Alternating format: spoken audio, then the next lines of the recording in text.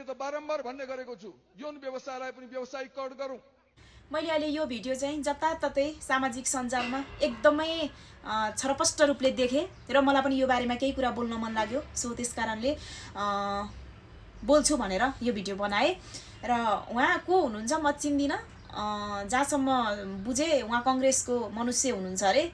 र उहाँले भन्नुभएको रहेछ यौन धन्दा यौन व्यवसायलाई पनि कानुनी रूपमा राखौँ, त्यसकारण विदेशीहरू भित्रिन्छन् भनेर भन्नुभएको रहेछ। वाह, कस्तो ग्रेट सोच है हजुरको।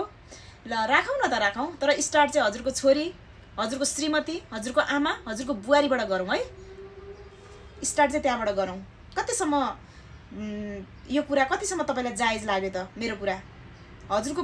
किनभने कुनै पनि राम्रो कामको थालनी गर्दाखेरि कुनै कुरा सुधार्छु भनेर सुधार्न खोज्दाखेरि पहिला आफ्नो घरबाट सुधार्ने हो नि त, पहिला आफूबाट राम्रो हुने हो नि त। त्यस कारणले गर्दा हजुरको फ्यामिलीबाटै स्टार्ट गरौँ न त यो कुरा। हजुरलाई पाच्य छ? र राजतन्त्र हुँदाखेरि यो एयरपोर्ट होइन त, एयरपोर्ट विदेशी भित्र्याउनको, पर्यटक भित्र्याउनको लागि बनाइएको एयरपोर्ट। अहिले तिमीहरूले नेपालीहरूलाई नि, नेपालीहरू सबै बेचिसक्यौ तिमीहरूले। नेपाली बेच्नको लागि, नेपाली लहाट्नको लागि, नेपालीहरूलाई सबै विदेशी बनाउनको लागि तिमीहरूले बनाए जस्तो मान्यौ। अहिले तिमीहरूको राम्रो सोच कहिले पनि आउँछ अनि तिमीहरूको पार्टीलाई छुनै हुँदैन। हामीले यो पार्टीलाई यस्तो भनिस् भनेर भन्छौँ। तिमीहरूको व्यक्ति, तिमीहरूको मान्छे गतिलो हुन पर्यो नि त राम्रो भन्नको लागि। कस्तो कस्तो सोच गरेका मान्छेहरू छन् यहाँनिर। यौन व्यवसाय गरे पनि विदेशीहरू भित्रिन्छन् अरे, त्यही मात्रै छ, अरू छैन?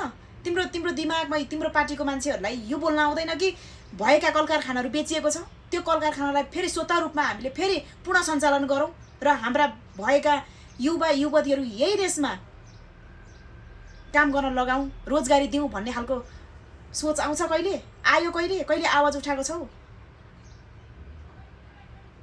अनि कति ठाउँमा अन्याय भएका मान्छेलाई, साँच्चीकै अन्यायमा परेका मान्छेलाई न्याय दिएका छौ? कहिले न्यायको लागि बोल्देका छौ? अन्याय विरुद्ध बोल्देका छौ? लाज लाग्दैन यस्तो कुरा गर्न?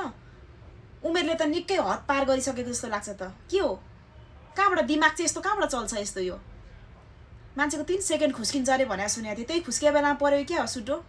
लाज लाग्दैन के बोल्दैछु भन्ने कुरा? होइन कस्तो मतलब मान्छेले यो बोल्दाखेरि, यो ठाउँमा यो बोल्दा के पर्छ भन्ने थाहा हुँदैन, सोचेर बोल्नु पर्दैन। सानो कुरा त मिस्टेकली चिप्लिन्छ ल माने बोल्दा बोल्दै। के कुरा सोच आएको के दिमागमा? अनि यिनीहरूको पार्टीलाई केही भन्नै हुँदैन।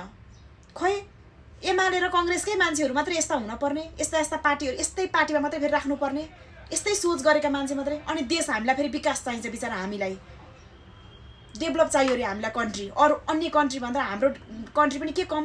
हामीलाई डेभलप हुन पर्यो, राम्रो हुन पर्यो भनेर भन्छौँ। न्यायका लागि कहिले बोल्देका छौ? चाहिने नचाहिने कुराहरूको भाषण गर्न लाज लाग्दैन? यौन व्यवसाय गर्यो भनेदेखि विदेशीहरू भित्रिन्छन् अरे, पर्यटक भित्रिन्छन् अरे।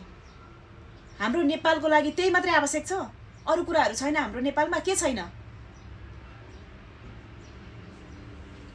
लाज शरम बेगरकाहरू अलिकति पाच्चे खालको कुरा गर्नुपर्छ।